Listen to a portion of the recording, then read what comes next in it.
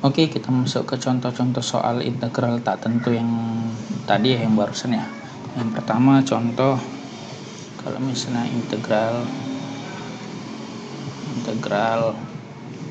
gampang dulu ya, 8 dx, maka hasilnya menjadi apa? Gampang ya, berarti langsung aja 8x plus c gitu ya. Nah yang kedua, kalau misalnya kita buat integral 2x dikurang 5 dx, oke, berarti integralnya hasilnya jadi apa? Oke, 2 per 1 tambah 1 ya, jadi 2 x pangkat 2 dikurang 5x plus c, atau bisa kita buat x kuadrat dikurang 5x plus c. Yang ketiga, oke, contoh ketiga, kita buat 5x tambah 7, integral dari 5x ditambah 7 dx, sama dengan apa?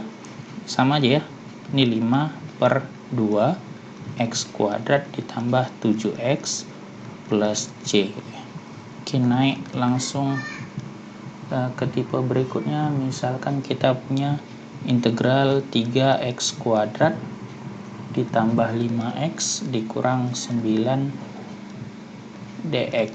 Oke, berarti kan ini kan 3 dikali 1 per 2 ditambah 1 berarti 3 ya, x pangkat 3 plus 5 dikali 1 per 2 x kuadrat dikurang 9x plus c, berarti ini kan habis gitu ya, berarti x pangkat 3 ditambah 5 per 2 x kuadrat dikurang 9x plus c. Oke, lanjut yang keempat, yang kelima deh maksudnya. Kalau misalnya saya punya integral 4x kuadrat dikurang 3x ditambah 2 dx. Oke, integralnya sama juga ya, berarti langsung aja 4 per 3, atau bolehlah kita buat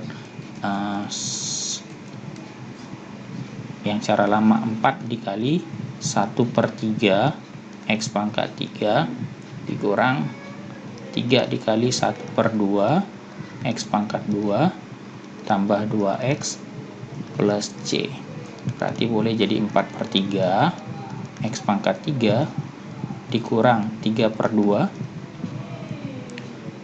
x pangkat 2 ditambah 2x plus c. Oke ya.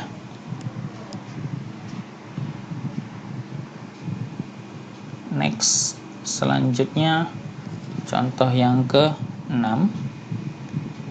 Ya. Contoh yang ke-6, kita naik level. Misalkan integral 1 per 3 akar x. Nah, loh. 1 per 3 akar x gimana nih? Kan bisa kita akali. Ingat, kalau di bawah pangkat negatif gitu ya, dan kalau dia akar itu pangkat 1 per, kalau ini akar kuadrat berarti pangkat 1 per 2 gitu ya. Berarti ini boleh kita jadikan integral 1 per 3 x pangkat negatif setengah dx.